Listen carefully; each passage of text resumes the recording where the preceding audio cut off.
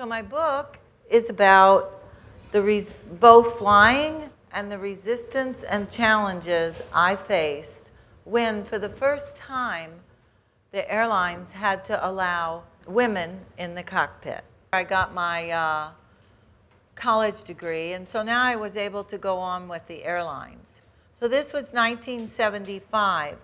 And remember, the Civil Rights Act passed in 1964, but from 1964 to 1975, few women had been given much opportunity in the workplace.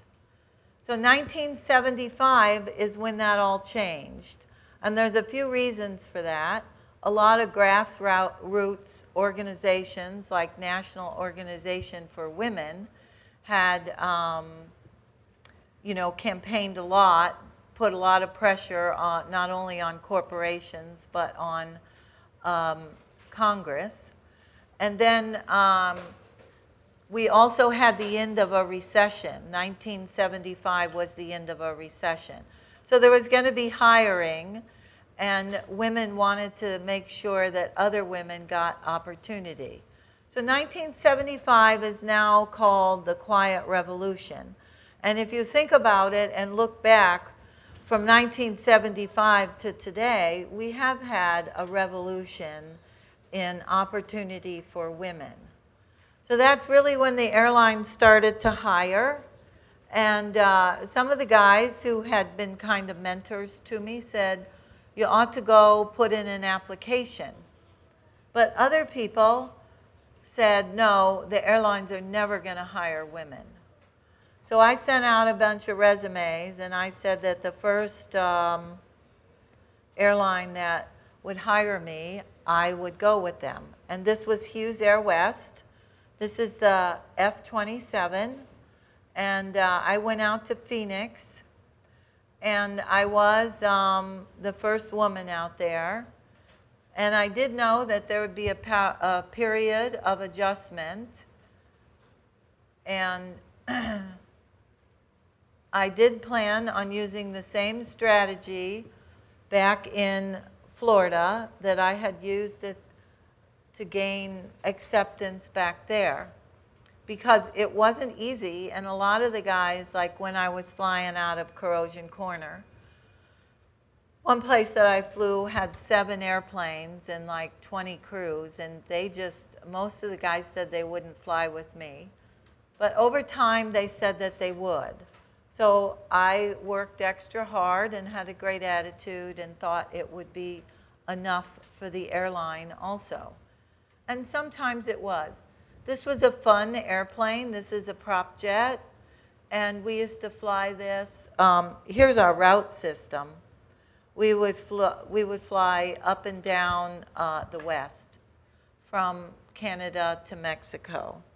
So after I flew this for a year, I moved on to, that's in the cockpit of the F-27. That's one of the training captains. He was a nice guy. I moved on to this airplane. It looks kind of like a roller skate. And it was a lot of fun. It was just like a sports car. DC-9, and you don't really see the DC-9 anymore, but it was so popular that it transitioned over with new electronics and technology to the MD-88. So this airplane was a lot of fun to fly, but it was very, very quick. There was only 2 of us in the cockpit. So the most important skill to fly this airplane was really organization. You had to already know how to fly. You couldn't be thinking about how to fly. You just had to stay organized and ahead of the airplane and do everything with time. So I did enjoy flying this airplane, and I did enjoy a lot of things at the airline. An airline job is the pinnacle of the piloting. It's the pinnacle of a pilot's life.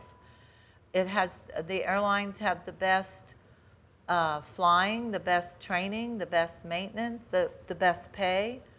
So every pilot that I know wants to be an airline pilot. But on this airplane, it was a little different than the F-27.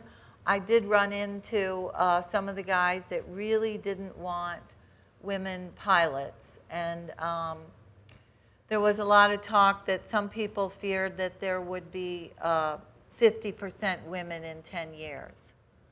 Of course, that hasn't happened because this is 40 years later, and there's still less than 5% women worldwide that are pilots.